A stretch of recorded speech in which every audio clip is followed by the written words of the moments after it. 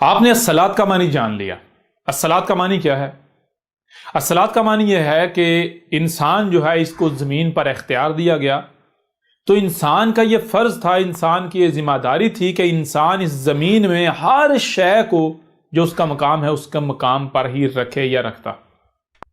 یعنی الصلاۃ کا معنی کیا ہے؟ الصلاۃ سال سے، اصل کسے کہتے ہیں؟ سال کہتے ہیں کسی بھی شے کا جو اصل مقام ہے اس کو اس کے مقام پر رکھنا یا رہنے دینا، شے کا اس مقام پر ہونا، اس مقام پر رہنا جو اس شے کا مقام ہے، جو اس کا اصل مقام ہے۔ اور اصل مقام کیا ہے، کون سا ہے، وہ وہی طے کرے گا جو اس کا خالق و مالک ہے، کیونکہ اسی کو علم ہے اس نے کس مقصد کے لیے اسے خلق کیا ہے۔ لہٰذا سل کہتے ہیں خالق و مالک کا طے شدہ مقام، یعنی کسی بھی شے کا اس مقام پر ہونا، اس جگہ پر ہونا، اس لائن پر ہونا، جو مقام، جو لائن اس کے مالک نے، اس کے خالق نے اس کے لیے طے کر دی۔ لہذا اسی سے ہے الصلاۃ۔ تو الصلاۃ کا معنی کیا؟ الصلاۃ کا معنی یہ ہے کہ انسان جو ہے اس کو زمین پر اختیار دیا گیا، تو انسان کے اوپر یہ لازم ہے، یہ فرض ہے کہ انسان زمین میں ہر شے کو اس کے اصل مقام پر رکھے۔ انسان جو ہے وہ زمین میں ہر شے کو وہیں پر رکھے جو مقام رب نے طے کر دیا، جو مقام خالق و مالک نے طے کر دیا۔ اگر انسان ایسا کرتا ہے تو پھر میں آپ سے سوال کرتا ہوں، کیا آسمان و زمین میں کسی بھی قسم کی کوئی خرابی ہوگی؟ بتائیں ذرا آپ، کیا پھر کسی قسم کی کوئی فحاشی ہوگی، کوئی خرابی ہوگی، کوئی منکرات رہیں گی؟ سوال ہی پیدا نہیں ہوتا۔ اور اگر کوئی کہتا ہے جی نہیں جی، اگر آسمان و زمین میں ہر شے اس کے مقام پر رکھا جائے، اس کے باوجود بھی خرابیاں ہو سکتی ہیں، تباہیاں آ سکتی ہیں، تو پھر اس کا مطلب کیا ہے؟ اس کا مطلب یہ ہے کہ آپ یہ دعویٰ کر رہے ہیں کہ جو رب ہے، جو خالق ہے، جو مالک ہے، وہ سبحان ہی نہیں ہے، اس میں خرابی ہے، وہ پاک نہیں ہے، وہ غلطیاں کرتا ہے، وہ خرابیاں کرتا ہے۔ اور مثال کے طور پر یہ چیلنج ہے، دنیا کی کوئی بھی طاقت آسمان و زمین میں غور و فکر کرے، اس کے اوپر یہ چیز واضح ہو جائے گی کہ آسمان و زمین جو ہے، یہ جو کائنات ہے، یہ جس پیٹرن پر چل رہی ہے، جس پیٹرن پر یہ خلق ہو رہی ہے، آگے چل رہی ہے، اس میں اگر یعنی کائنات کو اس کے حال پر چھوڑ دیا جائے، کوئی دوسرا کائنات کے ساتھ چھیڑ چھاڑ نہ کرے، مداخلت نہ کرے، تو کائنات کے اندر ہے ہی پرفیکشن۔ کائنات کے اندر ایک رائی برابر بھی خرابی کا آپ تصور بھی نہیں کر سکتے۔ مثال کے طور پر جب یہ انسان اس زمین پر آیا ہے، انسان کے وجود میں آنے سے پہلے کیا یہ زمین موجود نہیں تھی؟ یہ زمین موجود تھی۔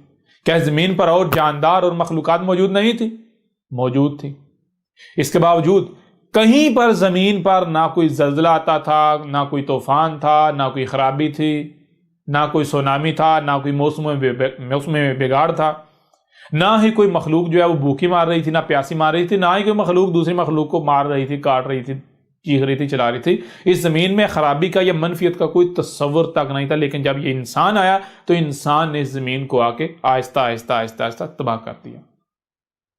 تو جب انسان نے اس کو تباہ کیا تو یہ انسان کی ذمہ داری ہے کہ اپنی غلطی کی، اپنے بگاڑ کی اصلاح کر لے، اس سے پہلے کہ اسے سزا دی جائے۔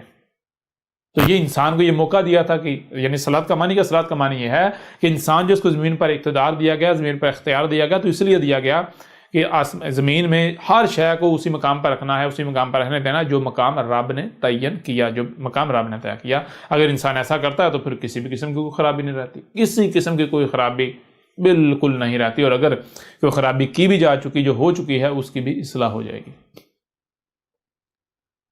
اب اس کے مقابلے پر آپ خود، میں آپ سے سوال کرتا ہوں، اب پوری دنیا میں جتنی ہی نمازیں پڑھیں، ساری دنیا کی ساری دنیا نمازیں پڑھنا شروع کر دیں، مسلمان ہو جائے، نمازیں پڑھنا شروع کر دیں، کیا نمازوں سے آسمان و زمین ٹھیک ہو جائیں گے؟ زلزلے رک جائیں گے؟ تباہیاں رک جائیں گی؟ فحاشی ختم ہو جائے گی؟ بے حیائی ختم ہو جائے گی؟ منکرات ختم ہو جائیں گی؟ سوال ہی پیدا نہیں ہوتا۔ تو جس سے فحاشی ختم نہیں ہوتی، جس سے منکرات ختم نہیں ہوتی، جس سے خرابیاں ختم نہیں ہوتی، وہ صلاۃ کہاں سے ہو گئی؟ تو ابھی تک ہم نے دیکھیں صرف لفظ الصلاۃ جو ہے، الصلاۃ جملہ جو ہے، اس کا معنی آپ کے سامنے رکھا، اور صرف اس معنی کی بنیاد پر آپ کے سامنے رکھا الصلاۃ کیا ہے، اور نہ صرف دل و دماغ تسلیم کرتے ہیں بلکہ واقعتاً اگر تھوڑا سا بھی غور کیا جائے تو یہ چیز بالکل کھل کر واضح ہوتی ہے، ہاں اگر الصلاۃ ہے تو یہی ہے، اس کے علاوہ الصلاۃ نہیں ہے۔ اور یہ جو معنی ہے پورے کا پورا قرآن اس معنی کی تصدیق کرے گا۔ آپ تحقیق کر کے دیکھ لیں، آپ خود غور و فکر کر کے دیکھ لیں۔